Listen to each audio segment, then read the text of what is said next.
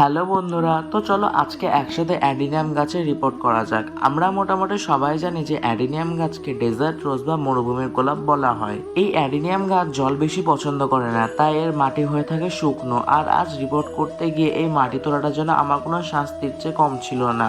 যাই হোক, কোনো রকমের গাছটাকে মাটির থেকে বের করতে পেরেছিলাম। অ্যাডিনিয়াম গাছের যে নিচে মোটা অংশটা দেখছো ওটাকে কর্ডেক্স বলা হয়। আর এই কর্ডেক্সের মোটা অংশ সুন্দর করতে হলে কি করতে হবে সেটা তোমাদেরকে বলি।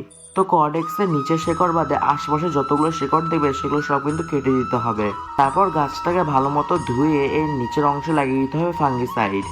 তোমাদের কাছে ফাঙ্গিসাইড না থাকলে তোমরা হলুদ গুঁড়ো ব্যবহার করতে পারো, কিন্তু আমি তোমাদেরকে সাজেস্ট করবো তোমরা ফাঙ্গিসাইডটা কিন্তু ব্যবহার করবে। তারপর ফাঙ্গিসাইড গাছে ভালো মতো লাগিয়ে রেখে দেবে দুদিনের জন্য ডাইরেক্ট সানলাইটে।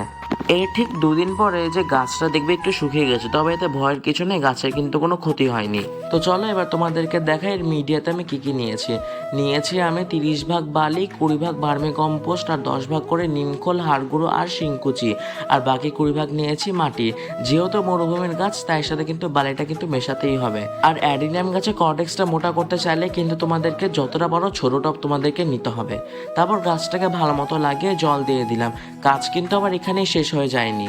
এবার গাছে যে যত ডালপালা দেখবে সেগুলো সব কেটে দিবে। গাছে মায়া করলে কিন্তু গাছে ভালো গ্রোথ কিন্তু তোমরা করতে পারবে না। তারপর কাটা অংশে দিতে হবে ফাঙ্গিসাইড না থাকলে হলুদ গুঁড়োই ব্যবহার করবে তোমরা। এবার গাছ শেষ হয়েছে, খুব তাড়াতাড়ি অ্যাডিনিয়াম গাছে আপডেট নিয়ে দেখা হচ্ছে। তো চলো আজকের জন্য এটুকুই, টাটা।